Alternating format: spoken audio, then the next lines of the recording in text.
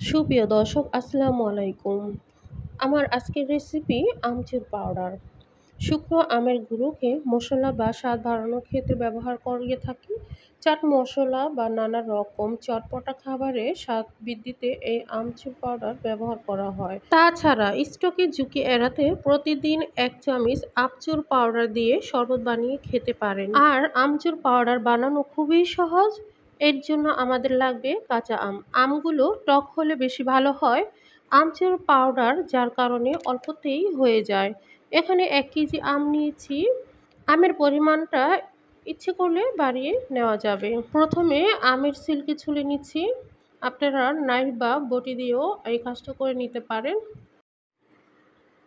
সবগুলো আম ছিলকে ছাড়িয়ে আমগুলো কাটার আগে পানি দিয়ে ধুয়ে পরিষ্কার করে নিয়েছি। একটি গ্রেটারের সাহায্যে আমগুলো কেটে নিব। গ্রেটার না থাকলে নাইফ বা বটি দিয়ে আলু ভাজি যেভাবে করি ঠিক সেইভাবে কেটে নিতে পারেন। তো সবগুলো আমি গ্রেটারের সাহায্যে এভাবে কেটে নিচ্ছি।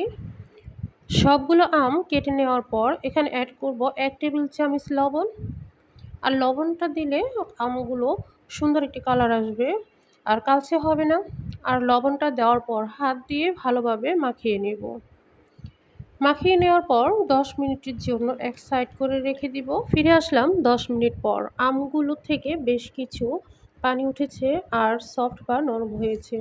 এবার আম থেকে যতটুকু সম্ভব পানিটা একটি ছাঁকনি দিয়ে ছেঁকে পানি বের করে নিব। এই কাজটা হাত দিয়ে চেপেও পানি বের করে নিতে পারেন। আম থেকে পানি ছেঁকে নেওয়ার পর এখানে একটি ছড়ানো ডালা নিয়েছি। এবার ছড়ানো ডালাতে আমগুলো ছড়িয়ে রোদে শুকিয়ে নেব। আমগুলো শুকাতে ২ থেকে ৩ দিন লাগতে পারে। এটা ডিপেন্ড করে রোদের তাপমাত্রা বুঝে। তাপমাত্রা বেশি থাকলে ২ দিনেও শুকিয়ে নেওয়া যায়।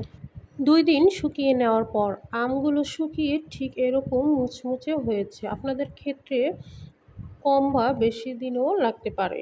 এবার একটি ব্লেন্ডারের জারে নিয়ে পাউডার করে নিব। যাদের ব্লেন্ডার নেই তাদের ক্ষেত্রে পাটায় বেটেও পাউডার করে নিতে পারেন।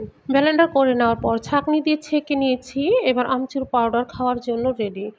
বিভিন্ন চটপটা খাবারে আমচুর পাউডার ব্যবহার করা হয়। তাছাড়া স্ট্রোকের ঝুঁকি এড়াতে এই আমচুর পাউডার দিয়ে ১ গ্লাস শরবত বানিয়ে খেয়ে নিতে পারেন। বাজারে কাঁচা আম ফুরিয়ে যাওয়ার আগে আমচুর পাউডারটি বানিয়ে সংরক্ষণ করে রাখতে পারেন। আশা করি আজকের রেসিপিটা আপনাদের ভালো লেগেছে। ভালো লাগলে প্লিজ লাইক শেয়ার করে পাশে থাকবেন। ভালো থাকবেন, সুস্থ থাকবেন।